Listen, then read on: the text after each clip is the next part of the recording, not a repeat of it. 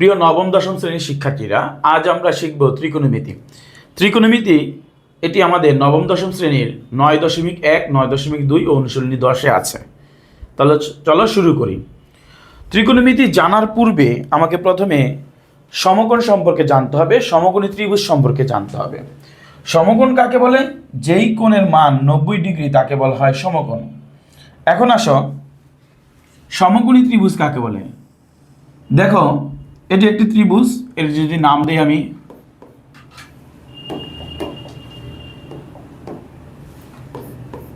এ B C, ABC ত্রিভুজের বিকোণ হচ্ছে সমকোণ, কারণ এর মান হচ্ছে 90 ডিগ্রি।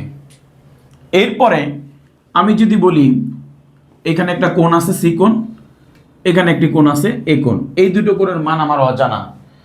অজানা কোণগুলো ত্রিকোণমিতিতে আমাদের Greek letter theta, alpha, beta, gamma, omega ও ফাই দ্বারা প্রকাশিত হয়। কি নামগুলো? কি? Theta, alpha, beta, gamma, omega ও ফাই, এগুলো দ্বারা প্রকাশিত হয়। তো ধরে নিলাম সি কোণের নাম হচ্ছে থিটা, আর এ কোণ হচ্ছে কি আমার আলফা। তাহলে আসো, থিটা কোণের সাপেক্ষে, থিটা কোণের জন্য দেখো যেটা ঢালু আছে এসি, এটি অতিভুজ। সমকোণী ত্রিভুজের জন্য অতিভুজ হচ্ছে এসি। এবার লম্ব, থিটা কোণের জন্য লম্ব কি হবে? থিটা কোণ এখানে যেই কোণ নিয়ে আলোচনা করবো তার বিপরীতে লম্ব থাকে। বিপরীত কে আছে? এবি। তো থিটার জন্য লম্ব হচ্ছে এবি। এবার ভূমি,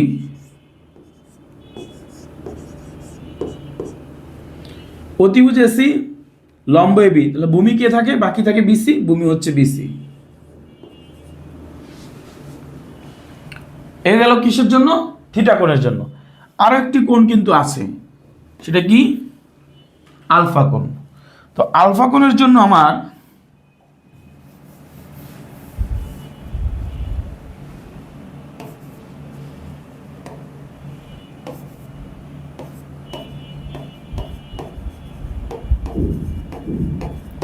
আলফা কোণের জন্য লম্ব বের করব, ভূমি বের করব, আর অতিভুজ বের করব। দেখো আলফা কোণের জন্য লম্ব কি হবে, ভূমি কি হবে, অতিভুজ কি হবে? আমি প্রথমে বলেছি অতিভুজ কি আমার সমকোণ বিকোণ, বিকোণের বিপরীতে যে ঢালুটা স্লপ, সেটাই আমার কি? অতিভুজ। এবার আসো লম্ব, আলফা কোণ কোথায়? এ কোণে। তা আলফার বিপরীতে কে আছে? উল্টো পাশে বিসি, তো এটা হবে আমার লম্ব। অতিভুজ হচ্ছে লম্ব হয়ে গেছে, আর বাকি যে এবি থাকতেছে সেই এবিটা হবে আমার কি? ভূমি। তাহলে আমরা কি বুঝলাম? সমকোণী ত্রিভুজের যে কোণটি 90 ডিগ্রি তার বিপরীতে থাকবে অতিভুজ, সেটা ঢালু আকারে থাকবে।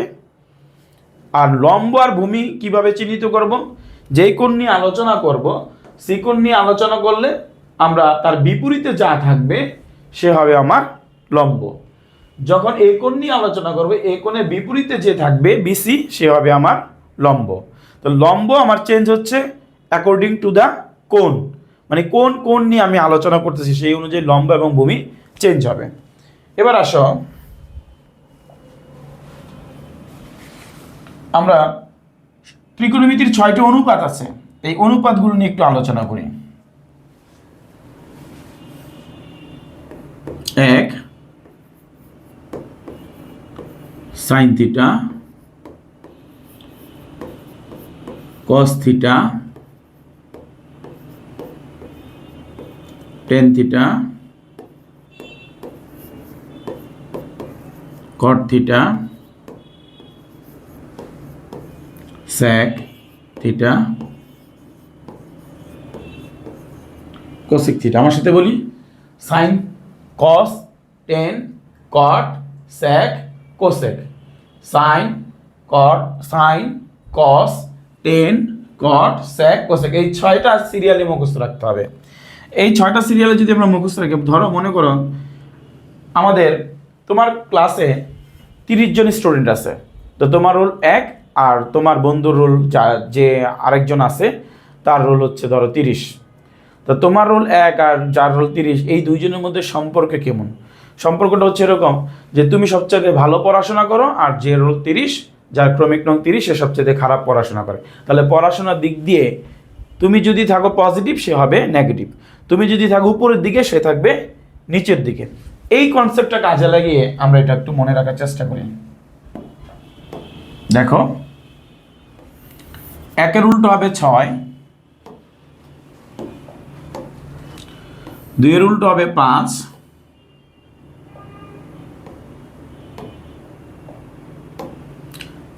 3-এর বিপরীত হবে 4। এই কনসেপ্টটাকে যদি কাজে লাগিয়ে আমরা যদি সূত্রগুলো সাজাই, 1-এ আছে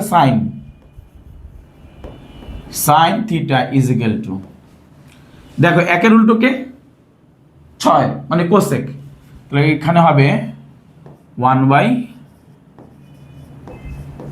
কোসেক থিটা। 2-কে কস থিটা, তাহলে কার উল্টো হবে? 5-এর 1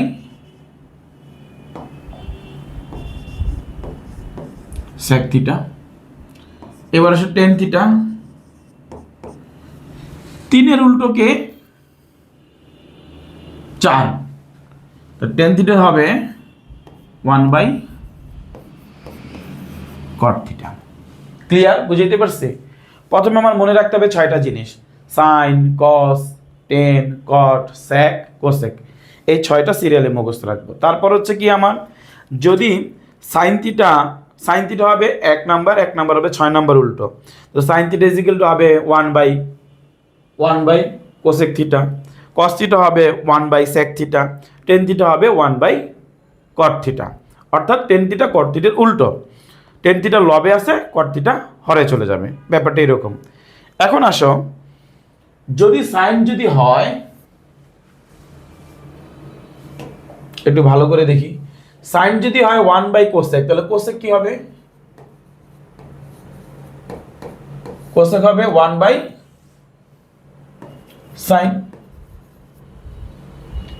তারপর কস যদি হয় 1 সেক, কস কি 1 সেক, তাহলে সেক কি হবে?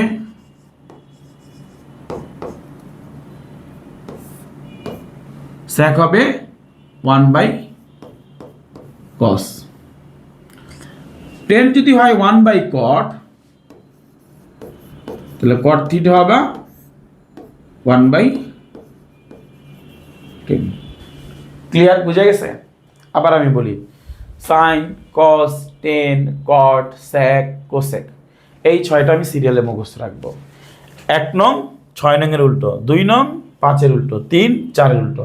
আর sine theta is equal to 1 cosec, cos হবে 1 সেক, টেন হবে 1 কট, কট হবে কোসেক হবে 1 সাইন, কস যদি 1 সেক হয়, সেক হবে 1 কস, টেন যদি 1 কট হয়, কট হবে 1/10 থিটা। ক্লিয়ার? ওকে। এরপরে আমাকে আরো কিছু মনে রাখতে হবে।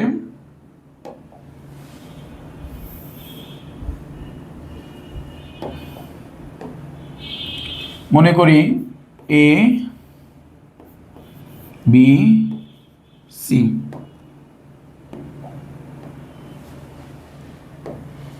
এবিসি একটি ত্রিভুজ, যার বি কোণ হচ্ছে 90 ডিগ্রি, আর সি কোণে আমি দিয়ে দিলাম থিটা।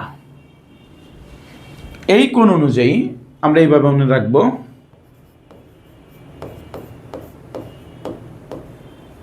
ছন্দ এক প্রকার, সাগরে লবণ অনেক। 1 নম্বর ছন্দটা মনে রাখবো, কবরে ভূত অনেক, এটা মনে রাখবো। আরেকটা মনে রাখবো, টেরা লম্বা ভূত।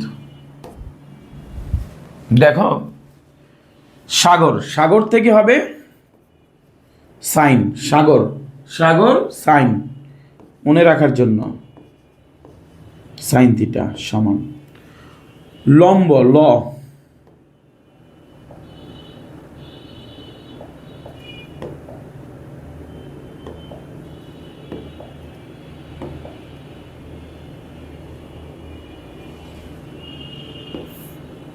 লবণ থেকে লম্ব, লম্ব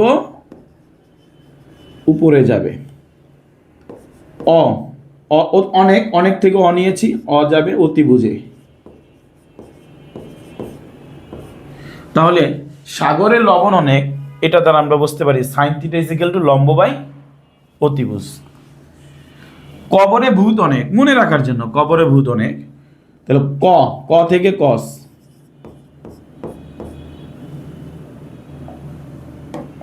কস থিটা,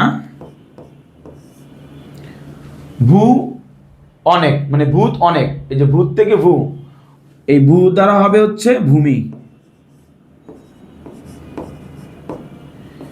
অনেক মানে অ, স্বরে অ থেকে স্বর দিয়ে হবে আমার অতিভুজ।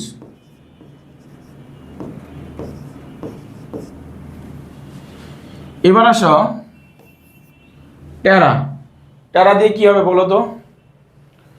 সাগর থেকে সাইন হলো, কবর থেকে কস হলো, তো টেরা থেকে ট্যান হবে,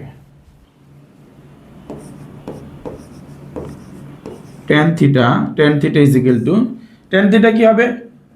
লম্ব, লম্বা ভূত, তাহলে লম্ব, লম্ব ভূত থেকে ভূমি, ভূ থেকে ভূমি। তাহলে আমি কি বলতে চাচ্ছি? আমি বলতে চাচ্ছি সাইন থিটা মানে হচ্ছে লম্ব বাই অতিভুজ, কস থিটা ভূমি বাই অতিভুজ, টেন থিটা হচ্ছে লম্ব বাই ভূমি। আবার বলি, সাইন থিটা লম্ব বাই অতিভুজ, কস থিটা ভূমি বাই অতিভুজ, টেন থিটা লম্ব বাই ভূমি। আরেকটু যদি সহজ করি, সাগরে লবণ অনেক, সাগর সাইন, লবণ থেকে লম্ব উপরে যাবে, অনেক পরে আছে, তো অ থেকে দিয়ে অতিভুজ। এইভাবে এটা মনে রাখার একটা টেকনিক, তুমি চাইলেও সরাসরি মুখস্থ করতে পারো, অথবা সাগরের লবণ অনেক, কবরের ভূত অনেক, টেরা লম্বা ভূত, এটাও দিয়েও তুমি নিজের মতো করে ছন্দ বানিয়ে মনে রাখতে পারো।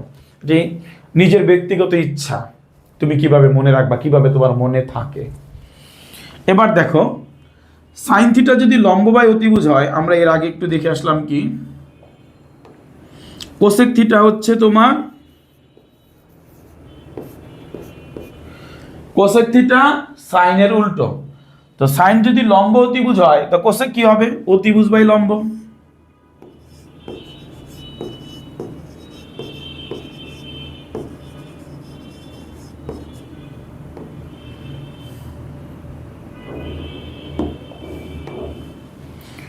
এবার আসো কস, কসের উল্টো কি? কস হচ্ছে 2 নম্বরে ছিল, কসের উল্টো ছিল হচ্ছে সেক থিটা। তাহলে আমি কসের জায়গায় লিখবো সেক থিটা, আর কস থিটা ভূমি বাই অতিভুজ, এই জিনিসটাকে এখানে আমি উল্টো করে লিখবো। উল্টো করে লিখলে কি হবে? অতিভুজ বাই ভূমি।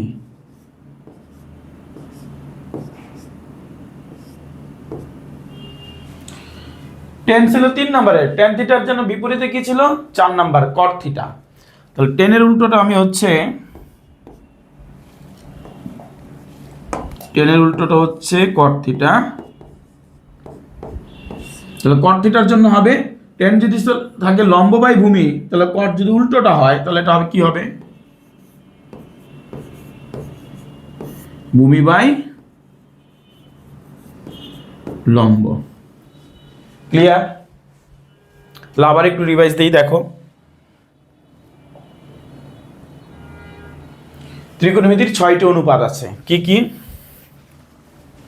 Sign theta, cos theta, tan theta, cot theta, sec theta, cosec theta. এই থিটা এর জায়গায় capital letter A, B, C যে কোনো লেটার হতে পারে, অথবা আলফা হতে পারে, বিটা হতে পারে, গামা হতে পারে, ওমেগা হতে পারে, ফাই হতে পারে, যে কোনো কিছু হতে পারে, গ্রিক লেটারে যে কোনো কিছু হতে পারে। তা আমরা সহজের জন্য মানে একটাকে ধরে নিলাম যে সাইন থিটা, এটা কোণের একক মানে কোন প্রকাশক ধরে নিলাম, তাহলে সাইন থিটা কস থিটা এইভাবে আর কি পড়ার জন্য সুবিধার জন্য। তবে এখানে যে কোনো কিছুই হতে পারে। ওকে, আবার দেখো, তাহলে আমি কি বলতে চাচ্ছি, আমি বলতে চাচ্ছি অনুপাত 6টি মনে রাখবো: সাইন, কস, টেন, কট, স্যাক, কোসেক। এবং এই জায়গায় 1 নং 6 নং এর উল্টো, 6 নং ছিল কোসেক, তাহলে আমি এটা বলতে পারি sine theta is equal to 1 by cosec, cos theta is equal to 1 by sec, tan theta is equal to 1 by cot. তো 3 যদি 4 এর উল্টো হয়, 4 আবার 3 এর উল্টো হবে, তো সেই জায়গায় আমরা বলতে পারি কট থিটা সমান 1 বাই 10, সেক থিটা সমান 1 বাই কস, কোসেক থিটা সমান 1 বাই সাইন। তারপর আমরা দেখলাম পরবর্তী সূত্র মনে রাখার জন্য আমরা তিনটা সূত্র বা তিনটা ছন্দ আমরা ব্যবহার করেছি। ছন্দগুলো কি কি? একটা হচ্ছে কি সাগরে লবণ অনেক, আরেকটা হচ্ছে কবরে ভূত অনেক, আরেকটা হচ্ছে টেরা লম্বা ভূত।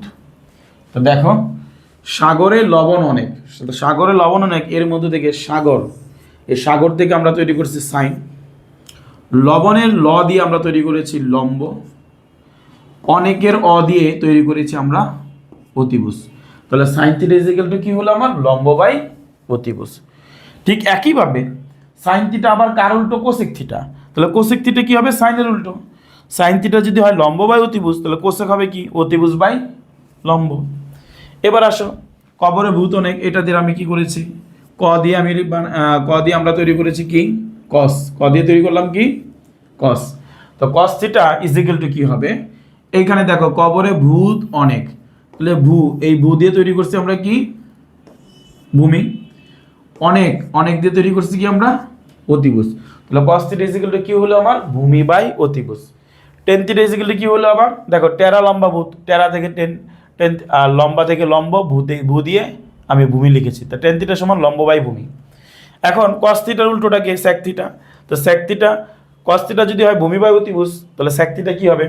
অতিভুজ বাই ভূমি। tan θ যদি হয় লম্ব বাই ভূমি, তাহলে cot θ কি হবে? ভূমি বাই লম্ব। ক্লিয়ার? একটু উঠাও তোমরা।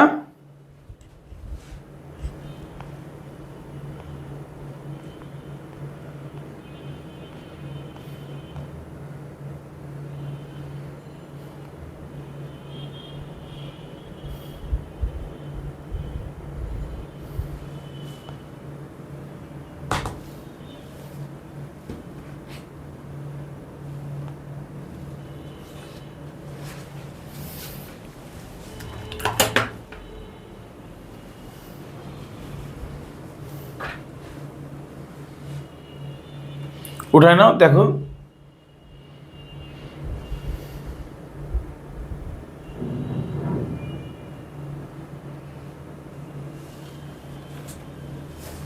উঠানো হয়েছে? দেখি আমরা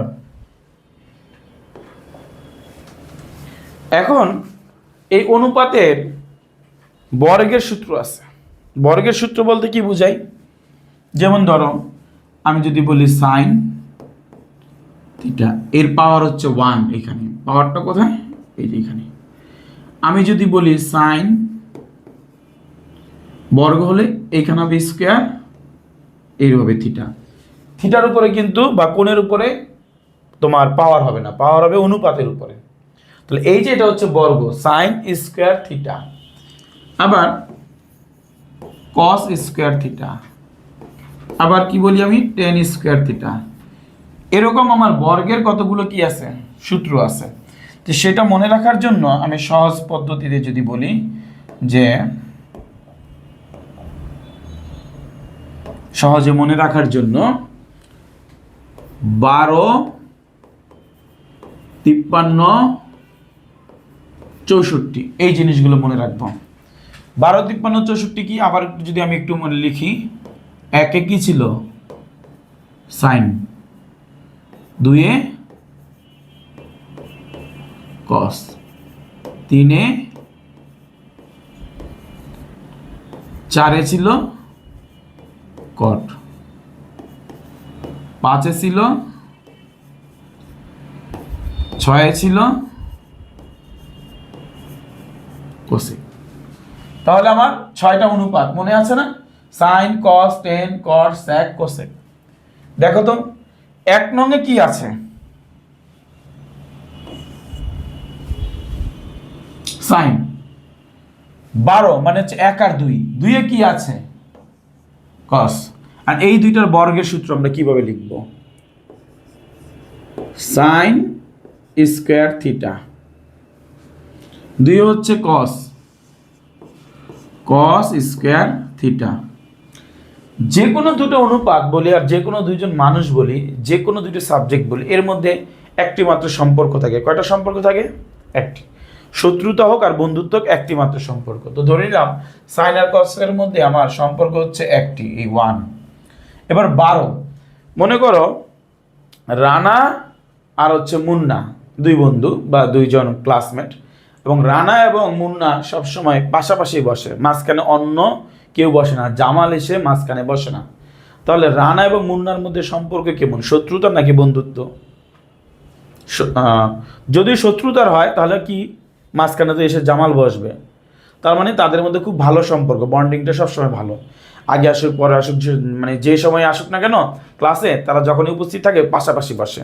তাহলে রানা আর মুন্নার মধ্যে সম্পর্ক ভালো। সম্পর্ক যখন ভালো হয় তখন আমরা কি দিয়ে লিখি? মাইনাস দিয়ে লিখি নাকি প্লাস দিয়ে লিখি?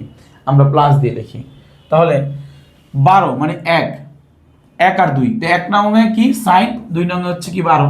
তাহলে এই দুটো মিলেই তো আমার কি হলো? 12 হয়েছে যদি আমি এবার ধরি। তাহলে 1 এবং 2 এর মাঝখানে অন্য কোনো ডিজিট নাই, না থাকার কারণে আমার এইখানে তাদের মধ্যে সম্পর্ক ভালো, তাই এটা প্লাস দিয়ে লিখব এবং সেটার মান হচ্ছে 1। তাহলে মনে রাখলাম কিভাবে? 12 মানে হচ্ছে 1 নাম্বার আগে বসাবো, 2 মানে হচ্ছে 12 পর 1, 12 মধ্যে কি আছে? 1 আর 2, 1 নাম্বার বসাইছি, তারপর 2 নাম্বার বসাইছি, ইজিক্যাল টু সম্পর্ক 1 লিখছি। এই দুইটার মধ্যে যেহেতু এখানে অন্য কোনো ডিজিট নাই, তাই আমি প্লাস দিয়ে লিখেছি। এটা হচ্ছে 12 নং সূত্র। তোমার বুঝতে একটু সমস্যা হতে পারে, যারা কিনা নবম শ্রেণীতে প্রথম, অর্থাৎ নবম শ্রেণীতে মাত্রই উঠেছ, তাদের একটু সময় লাগতে পারে, হয়ে যাবে। তারপর হচ্ছে 53, 53 মানে 5 আর 3। 5 নাম্বারে কে দেখো তো? এই যে 5 নাম্বার, 5 নাম্বার হচ্ছে sec থিটা। তাহলে যে আমি লিখলাম sec স্কোয়ার থিটা, যেহেতু আমি বলেছি বর্গের সূত্র।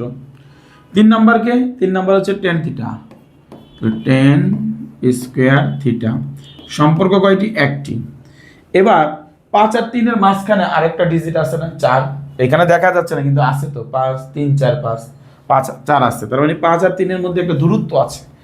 দূরত্ব আছে মানে তাদের মধ্যে ভালো সম্পর্ক নেই, তাহলে এটা মাইনাস হবে। এবার আসো 64, 6 আর 4, 6 নং এ কে আছে? কোসেক স্কোয়ার, কোসেক আছে। 4 কি আছে?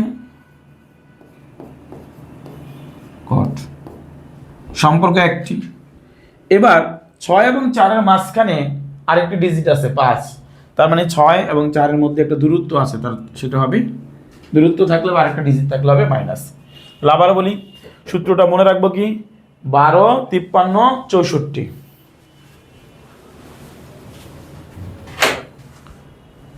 তাহলে যদি আমরা বলি 12 53 64, আরেকবার যদি আমরা রিভিশন দেই, 12 হচ্ছে 1 নং ও 2 নং এর মধ্যে সম্পর্ক, 1 নং হচ্ছে সাইন, 2 নং হচ্ছে কস। তাহলে বর্গের যেহেতু সাইন স্কয়ার আর কস স্কয়ার ইজিক্যাল টু 1 হবে। এখন মাঝখানে কি হবে? এই মাঝখানে প্লাস হবে নাকি মাইনাস হবে সেটা বোঝার জন্য আমরা বলেছি যে 12, 1 ও 2 এর মাঝখানে অন্য কোনো সংখ্যা যেহেতু নাই, তাহলে তাদের মধ্যে প্লাস হবে, মানে সম্পর্ক ভালো। এবার আসি 53, 53 এর বেলা যদি দেখি 5 নং হচ্ছে কি আমার? sec, 3 নং হচ্ছে কি আমার? tan। যেহেতু এটা বর্গের সূত্রতে আমরা লিখেছি sec square theta tan square theta. সম্পর্ক কয়টি? একটি। এখন এই যে 5 ও 3 এর মাঝখানে আরেকটা ডিজিট আছে 4, তার মানে 5 ও 3 এর মাঝখানে আরেকজন আছে, তাই তার সম্পর্ক হচ্ছে খুব বেশি ভালো না, দূরত্ব আছে মাইনাস। একইভাবে 64 দ্বারা 6 নং কোসেক স্কয়ার, 4 নং কট স্কয়ার, সম্পর্ক একটি। এরপরে 6 আর 4 এর মাঝখানে আরেকটি ডিজিট আছে 5, তার মানে তাদের মধ্যে একটি দূরত্ব আছে, তাই সেই জায়গায় আমরা লিখলাম কি মাইনাস। ক্লিয়ার?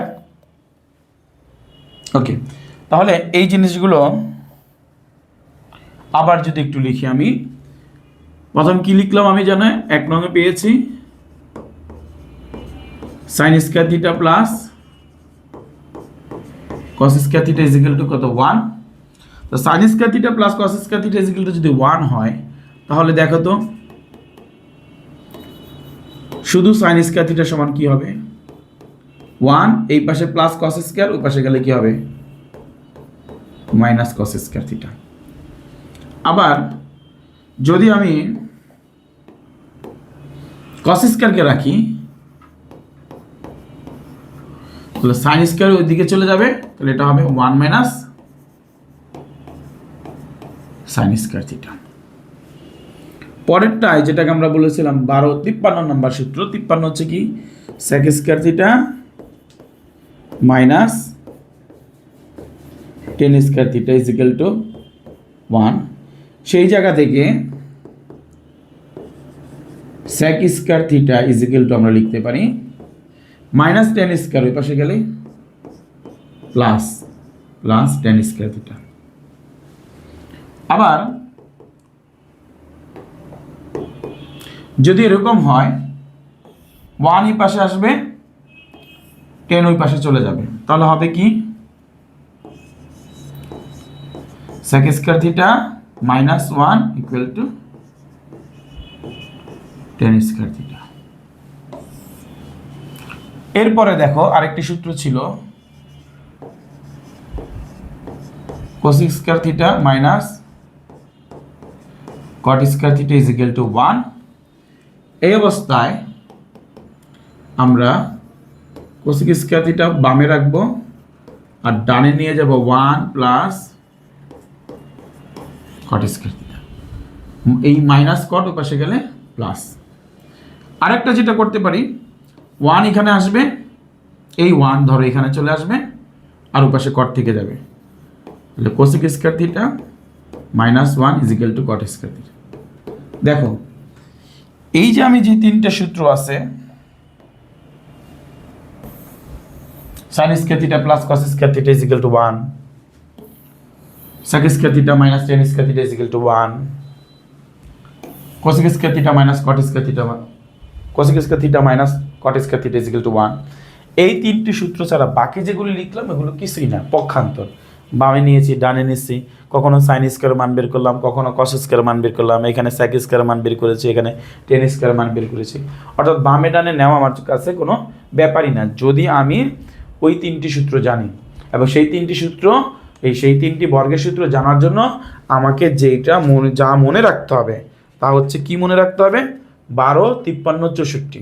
12, 53, 64 দ্বারা কি বোঝাচ্ছি, 12 দ্বারা হচ্ছে 1 নং আর 2 নং সূত্র, 53 দ্বারা 1 নং ও 2 নং অনুপাত, 53 দ্বারা বোঝাচ্ছি 5 নং ও 3 নং অনুপাত, 64 দ্বারা বোঝাচ্ছে 6 নং ও 4 নং অনুপাত।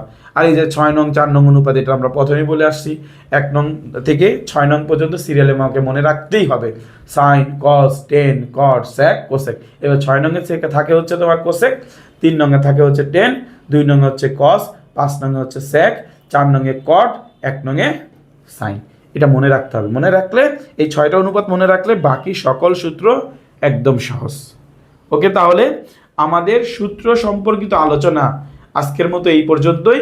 ইনশাল্লাহ দেখা হবে দ্বিতীয় পর্বে, যেখানে আমরা বইয়ের অর্থাৎ অনুশীলনীর যে গাণিতিক সমস্যাগুলো আছে সেগুলো সমাধান করব।